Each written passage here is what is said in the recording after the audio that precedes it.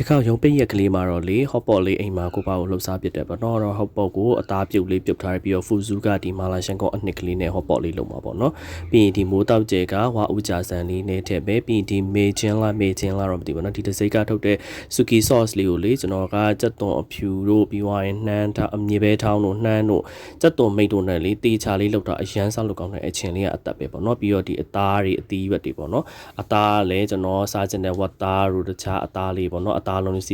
CP သားချောင်းတို့အားလေးတွေကိုလှုပ်ထားရပါတော့အခုဆိုလို့ရှိရင်အိုလီယာပွက်လာပြီဆိုတော့ကျွန်တော်ကဒီဖူဇူကထုတ်တဲ့မာလာရှင်ကောင်အနှစ်ကလေးကိုတစွန်းပြည့်ရဲ့နောက်ထပ်တစ်ဝက်တစွန်းနဲ့တစ်ဝက်ပေါ့နော်ထည့်လိုက်တယ်သူကလေအယောင်ကလည်းလှတယ်ထုံကြီးလည်းမဟုတ်ဘဲနဲ့အရန်တောက်လို့ကောင်းတယ်ပေါ့နော်ပြီးတော့ဒီဝါဦးကြာဆန်လေးကိုထပ်ပြီးတော့ထည့်လိုက်တယ်ပေါ့နော်နောက်ထပ်ပြီးသွားရင်တော့ကျွန်တော်အသားတွေအနေနဲ့ကတော့ကျွန်တော်ကကိုစားချင်တဲ့အသားတွေပေါ့နော်ဝတ်သားတို့ပြီးသွားလို့ရှိရင်ဝတ်ဦးပြီးဒီလိုအာလူတို့ပြီးကင်းမော်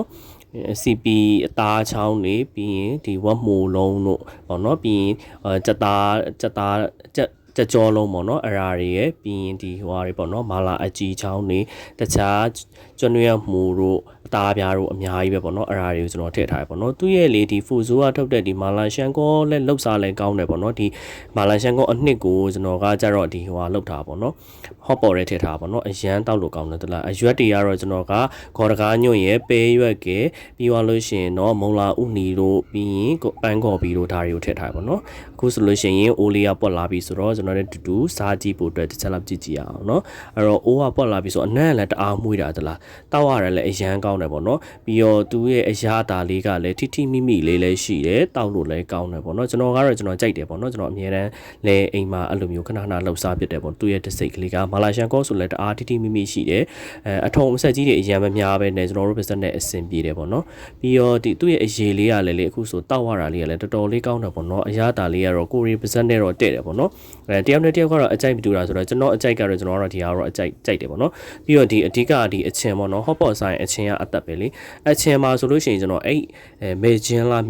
တော့မသိဘူးပေါ့နော်အဲ့ရထုတ်တဲ့ဆူကီဆော့စ်ကိုမှကျွန်တော်ကမြေပဲထောင်းတို့ပြီးသွားလို့ရှိရင်နန်းပင်တို့ငရုတ်တီးစိမ့်တို့စက်သွန်ဖြူတွေနဲ့ထထည့်ပြီးတော့မှလောက်တာဆိုတော့လေအချင်းကတော့လုံးဝအသက်ပဲအရန်စားလို့ကောင်းတယ်အဲ့တော့အချင်းနဲ့ဘာနဲ့ပဲတွဲဆွားတဲစားလိုက်တာနဲ့လေတခြားဟာတွေအရတာမရှိနေတော့အချင်းအရတာအရန်ရှိနေတော့လေတအားကိုစားလို့ကောင်းတယ်ပေါ့နော်အဲ့တော့အိမ်မှာစားလို့ရှိရင်ကဝလင်းလဲစားရတယ်အိမ်မှာလှုပ်စားဆိုတော့လေဝါလင်းလေးလဲစားရတယ်ပြီးဘိုက်ပြည့်အောင်လဲစားရတယ်ပြီးတော့တက်တန်ရှင်းလေးလဲစားရတယ်ပေါ့နော်ပြီးတော့ဒီဝါဦးကြဆန်လေးတွေကကြောက်လဲရှောရှူလေးနဲ့စားလို့ကောင်းတယ်ဒီလားခောက်ဆွဲတွေပါရထက်စားလို့ရှိရင်လေခောက်ဆွဲတွေကကြတော့ဘိုက်ခဏလေးနဲ့ပြည့်သွားတယ်ပေါ့နော်ဝါဦးကြဆန်လေးကကြတော့ရှောကနေနဲ့ဘိုက်ထဲဝင်သွားဆိုတော့တိတ်ပြီးမပြည့်ဘူးနော်အသားရည်ဆိုလည်းကိုယ့်ဘာကိုလောက်တာဆိုတော့အထူကြီးတွေလောက်ပြီးတော့စားတာပေါ့နော်ရှယ်ပဲအရန်စားလို့တော့ကောင်းတယ်ပေါ့နော်အခု editor ကိုပြန်ကြည့်နေနေတော့မှတရေပြန်ကြလာတယ်ပေါ့နော်ပြီးတော့ဒီလို game mode ဆိုလို့ရှိရင်ကိုယ့်ဘက်တက်ကိုအဲ့လိုအသားလေးတွေအပေါ်ကနေဓာတ်လေးနဲ့အရာလေးပေးပြီး hot pot ဆိုင်နေမှာလို့လောက်တာပေါ့နော်အားလေးကိုလည်းစားတာပေါ့နော်အရန်စားလို့ကောင်းတယ်သူကလည်းနည်းနည်းလေးအပူပေးယုံလေးနဲ့လေထုတ်ကလေးနဲ့တအားကိုစားလို့ကောင်းတာပေါ့နော်အတော်တငယ်ချင်းတို့လည်းပိတ်ရက်ကလေးအားလို့ရှိရင်ဒီလိုလေးလှုပ်ရှားကြည့်ကြပါအောင်เนาะကျေးဇူးပါတတာ